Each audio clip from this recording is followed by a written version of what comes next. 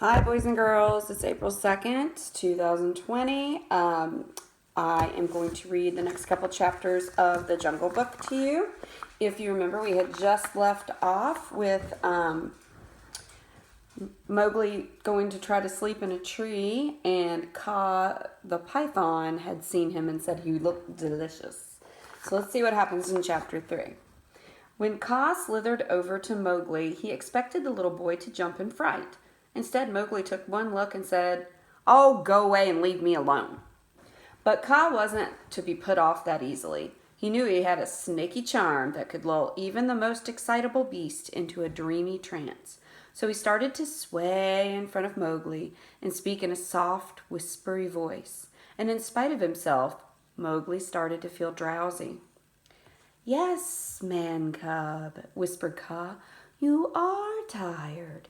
Go to sleep. Please go to sleep." And as Kaa was speaking in this seductive manner, he coiled his tail behind Mowgli. Mowgli felt his eyes grow heavy as he watched the swaying snake. He tried very hard to stay awake, but his head felt as heavy as if it were a beehive full of honey. Then, as the little boy sat there helplessly, Kaa's tail coiled itself around Mowgli's entire body and started to squeeze tight. Mowgli managed to turn his head towards Bagheera. "Ah! Bah! Bah! Bagheera! Help!" he cried. But Bagheera had his eyes closed and thought that Mowgli was still complaining. "Oh, no, no. Look, there's no use arguing any more. Now go to sleep and no more talk till morning." By now, the python had Mowgli completely in his grip, and Bagheera finished speaking. Oh, wait, that was Bagheera talking. I used Kaa's voice. My bad. "Oh, no, no. Look, there's no use arguing anymore. Now go to sleep and no more talk till morning." Sorry. By now, the python had Mowgli completely in his grip, and as Bagheera finished speaking, Kaa laughed and said, "Ha ha ha. He won't be here in the morning." At that, Bagheera's eyes flew open and he jerked his head around. And without thinking twice, Bagheera pounced forward and swiped Kaa in the head with his big paw. Kaa's head banged against the tree limb, and the long snake started to unwind from around Mowgli like a limp rubber band. "Ugh," Kaa moaned as he forgot all about Mowgli and started towards Bagheera along the limb. "You have made a very serious and stupid mistake, my friend." Although Bagheera was brave enough, he knew Kaa's powers. He worried that he had acted too hastily. Still, he couldn't let any harm come to Mowgli, no matter what the cost. As Kaa came closer, he repeated, "A stupid mistake." Now, Kaa, Bagheera started to say as he frantically swiveled his head from side to side, looking for a chance to escape. "Look me in the eyes when I'm speaking to you," Kaa ordered. "Both eyes." Bagheera was getting tired of moving his head, and Kaa was right in front of him. He had no choice but to do as he was told. Kaa was so busy hypnotizing Bagheera, he forgot all about Mowgli, who was slowly pushing the snake's long, coiled tail off the limb of the tree. Just as Kaa was about to entwine Bagheera, the weight of his own tail whipped him off the limb. He went slithering and sliding down the tree, banging his head against the trunk along the way. Kaa finally landed in a heap on the ground with a knot in his tail and a lump on his head. Moaning and groaning, the long snake awkwardly slithered into the bushes and disappeared. Mowgli laughed and then went over to Bagheera. "I did it!" he cried. "I saved us!" But Bagheera, still in a trance, looked at him with glazed eyes. "Wake up, Bagheera! Wake up!" Mowgli shouted. What happened?" Bagheera finally asked. "Kaa hypnotized you and I saved us," Mowgli said. "If it wasn't for me, you wouldn't be here." Bagheera tried to regain as much of his dignity as he could. "Humph!" he sniffled. "Yes, but if it wasn't for me, you wouldn't be here to tell me I wouldn't be here." And then Bagheera looked up at the star-studded sky. "Let's rest now," he said. "We have a long journey ahead of us tomorrow." A few hours later, as the sun peeked over the horizon, Mowgli stirred and sleepily blinked his eyes open. Bagheera was still asleep, and Mowgli was about to wake him when he heard a big commotion. It sounded like 1,000 animals were trampling through the jungle. Even the ground underneath their tree shook with the vibrations. Wake up, Bagheera, wake up, Mowgli cried. Something's coming. Suddenly he heard a gruff voice shouting, Hup, 2, 3, 4, hup, 2, 3, 4, keep it up, 2, 3, 4. Mowgli crawled along the limb and peered into the tangled forest. There was nothing to be seen. Yet. He crawled back to Bagheera. Whatever was coming might be dangerous. Now, before I read chapter 4, I kind of want to go back. There are some pictures in the book, but they're all in a section. So these are the ones from the chapters I've read. And this is what I just read. So I'll go back to that when I read the chapter.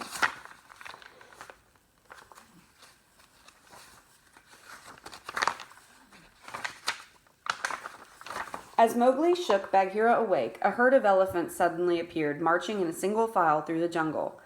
It's a parade! Mowgli shouted in relief. Bagheera put his paws over his ears and groaned. Oh, no. It's Colonel Hathi's Dawn Patrol again. What's the Dawn Patrol? Asked Mowgli as he grabbed a vine and slid to the ground. Every day at dawn, Colonel Hathi drills his herd in military maneuvers, Bagheera answered. I usually try to be somewhere else at the time. Mowgli laughed and ran to get a closer look at the marching elephants. As Mowgli approached the herd, he fell into step beside a baby elephant. Hello, he said. What are you doing? Shh, answered the baby elephant. Drilling. Can I do it too? Asked Mowgli. Sure, answered the baby elephant. Just do what I do, but don't talk in ranks. It's against regulations. Mowgli got down on all fours and started to march along with the baby elephant. From way up front, he could hear Colonel Hathi shouting, Hup, 2, 3, 4, keep it up, 2, 3, 4. Mowgli was about to ask another question when Colonel Hathi shouted, Ho, company, hop! The baby elephant turned to Mowgli and said, That means stop. Mowgli nodded and stopped marching along with the rest of the herd. Colonel Hathi then started to come down the line as the elephants stood in a row, ear to ear. A big elephant named Winifred sighed and said, March, march, march. My feet are killing me. The baby elephant smiled and said, That's my mom. Mowgli's eyes widened. Your mom marches too? He said. Yep, said the baby elephant. So does my pop. Who's your pop? Asked Mowgli. The baby elephant raised his little trunk and pointed to Colonel Hathi. Oh, said Mowgli. Suddenly he heard the colonel shout, Silence in the ranks! Mowgli stood stock still as the colonel marched up and down the line behind him. Dress up that line, commanded the colonel. Pull in those tails. Then the colonel came around to the front. Inspection, he cried. All the elephants quickly raised their trunks. Psst, whispered the baby elephant to Mowgli. Stick your nose up. Mowgli stuck his nose in the air as high as it could go. Like this? He answered. Perfect, answered the baby elephant. Colonel Hathi moved slowly down the line, inspecting each elephant along the way. Let's have a little more spit and polish on those bayonets, he said as he peered at one elephant's dirty tusks. Esprit de corps, he shouted. That's how I earned my commission in the Maharaja's 5th Pachyderm Brigade. What's a pachyderm? Said Mowgli. An elephant, answered the baby. Suddenly Mowgli had an itch behind his left ear. He was just about to scratch it when he saw Colonel Hathi approach. He quickly stifled the urge and stood at attention. Colonel Hathi stopped in front of the baby elephant and smiled. Keep those heels together, shall we, son? Okay, Pop. Sir, the baby answered. Colonel Hathi nodded and then stood in front of Mowgli. Ah, new recruit, he said. Colonel Hathi smiled for a moment, then he tapped Mowgli rather hard on the nose and said, I say, what's happened to your trunk? Mowgli looked up and cried, Hey, that hurts! Colonel Hathi knit his eyebrows together in an angry frown, and he picked Mowgli up in his trunk.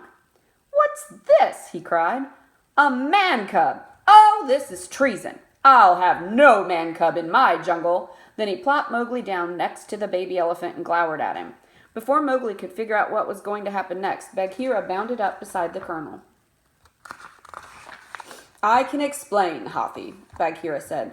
Colonel Hathi, if you please, sir, answered the elephant. Oh, yes, Colonel Hathi, Bagheera went on. The man cub is with me. I'm taking him to the man village. To stay? Asked the colonel with a suspicious look. Bagheera nodded. You have the word of Bagheera, he said. Good, said the colonel. And remember, An elephant never forgets. At that, the colonel gave the order to move out, and the dawn patrol went on its way, stumbling and bumbling through the jungle. Mowgli laughed and said, "That was fun." But Bagheera looked at him sternly and said, "It might have seemed fun to you, but when an elephant gets mad, it's not funny." Now he looked around the thick jungle. "Let's be on our way before anything else happens."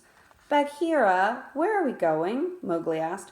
"You're going to the man village right now," Bagheera replied. "I am not," Mowgli snapped. "Oh, yes, you are," said Bagheera. Mowgli shook his head and grabbed onto a nearby sapling, and he hugged the tree and stuck out his chin. "I'm staying right here," he shouted. "You're going to the man village if I have to drag you there every step of the way," Bagheera said as he grabbed Mowgli by the breeches. "You let go of me!" Mowgli yelled. Bagheera pulled, but Mowgli held onto the tree. Bagheera pulled again, this time a little harder. Mowgli still clung stubbornly to the tree. Now Bagheera gave a mighty yank, but as he did so, he suddenly lost his grip and flew backwards as if he had been shot from a slingshot and landed with a loud splash in a large pond. He slunk out of the water, dripping wet and mad as a drenched cat could be. "That does it!" he cried. "From now on, you're on your own. Alone." "Don't worry about me," answered Mowgli. "I won't," huffed Bagheera. And with that, he turned and made his way through the jungle brush and disappeared from sight. Mowgli turned away, and after walking a bit, finally sat down with his back against a large rock. "I can take care of myself," he said aloud. "I don't need anybody to look after me." But as he sat there, surrounded by the deep green jungle, he began to feel just a little worried. And that is chapter 3 and 4. So I'll show you what we got picture-wise. There he is with the elephants. And that's all the pictures for today. I don't want to give away what's going to happen next. All right, guys.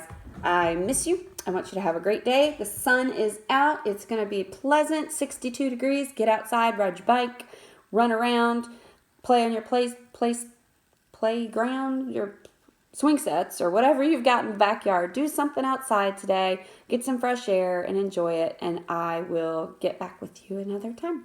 See you later. Bye-bye.